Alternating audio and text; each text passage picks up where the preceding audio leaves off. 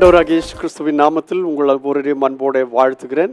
இந்த புதன்கிழமை காலை நீங்கள் சுகமாயிருப்பீர்களாக, மன ரம்யமாயிருப்பீர்களாக, மகிழ்ச்சியாயிருப்பீர்களாக. ஞாயிற்றுக்கிழமை இரவு சபையில் கேட்ட வார்த்தையைப் போல மன மகிழ்ச்சி நல்ல ஔஷதம். அந்த ஔஷதத்தை இந்த நாளிலே நீங்கள் அனுபவிக்க கர்த்தர் கிருபை தருவாராக.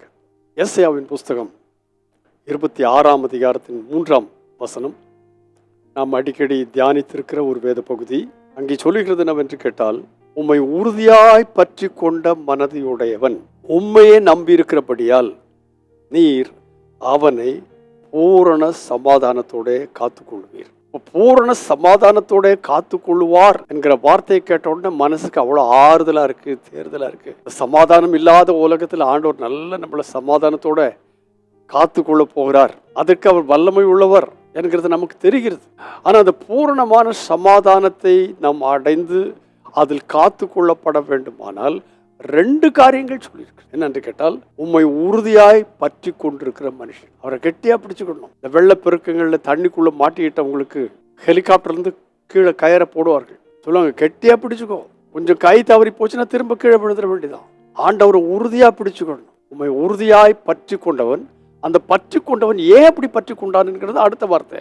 உண்மையே நம்பி இருக்கிறபடினால், அவனுடைய நம்பிக்கை உமது பேரில் இருக்கிறதுனால, கர்த்தர் பேரில் இருக்கிறதுனால, இவரை நம்ம பிடிச்சிட்டு அவர் நம்மளை விட மாட்டார் அப்படிங்கிற நம்பிக்கையினால் உண்மை உறுதியாய் பற்றி கொண்ட மனதையுடையவன் உண்மையே நம்பி இருக்கிறபடினால் நீர் அவனை சாதாரண சமாதானத்தோட காத்துக்கொள்ள மாட்டீர், பூரண சமாதானம். அதுதான் பிலிப்பியருக்கு எழுதின நிருபத்தில் peace that passes all understanding, எல்லா புத்திக்கும் மேலான சமாதானம், அதான் பூர்ண சமாதானம். அதை சொல்லி அடுத்த வசனத்தை சொன்னாரு, என்னவென்று கேட்டால், இப்படிப்பட்டதான கர்த்தரை என்றென்றைக்கும் நம்புங்கள். கர்த்தரை என்றென்றைக்கும், ஆல்வேஸ்.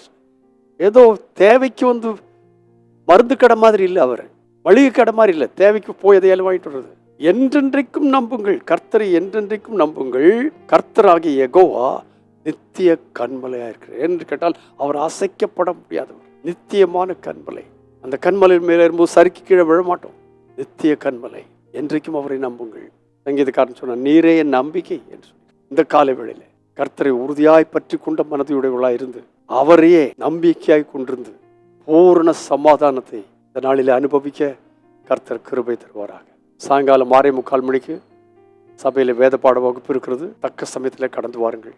வரும்போது பூரண சமாதானத்தோடு வாருங்கள். ஏனென்று கேட்டால், நீங்கள் அவரை உறுதியாய் பற்றி கொண்டிருக்கிறபடினால், அவரையே நம்பியிருக்கிறபடினால், நமது தேவனாகிய கர்த்தர் உங்களையும் என்னையும் பூரண சமாதானத்தோட காத்துக்கொள்வார். பரிசுத்த பிதாவே இயேசு கிறிஸ்துவின் நாமத்தினாலே உறுதியாய் பற்றி கொண்டிருக்கிறவர்கள் உண்மையே நம்பியிருக்கிறபடியால் நீர் அவர்களை பூரண சமாதானத்தோட காத்துக்கொள்வீர் என்ற வார்த்தையை இன்றைக்கு தந்தபடியால் உமக்கு நன்றி. அந்த சமாதானத்தினாலே இந்த வார்த்தை கேட்கிற அத்தனை பேரை நீர் நிரப்புவீராக. நீர் அதை செய்கிறபடியால் உமக்கு நன்றி. துதி கன மகிமை எல்லாவற்றையும் முக்கிய செலுத்துகிறோம்.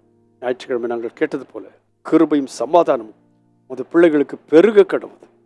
இயேசுவின் நாமத்தில் பிதாவே, ஆமென். உறுதியாய் பற்றி கொண்ட மனதையுடையவன் உண்மையே நம்பி இருக்கிறபடியால் நீர் அவனை பூரண சமாதானத்தோட காத்துக்கொள்வீர். இது கர்த்தருடைய வார்த்தை, உங்களுக்கும் எனக்கும் நேராய் வருகிற வார்த்தை. அதை அனுபவிக்க கர்த்தர் கிருபை தருவாராக. God bless you abundantly again and again and again and again. Amen.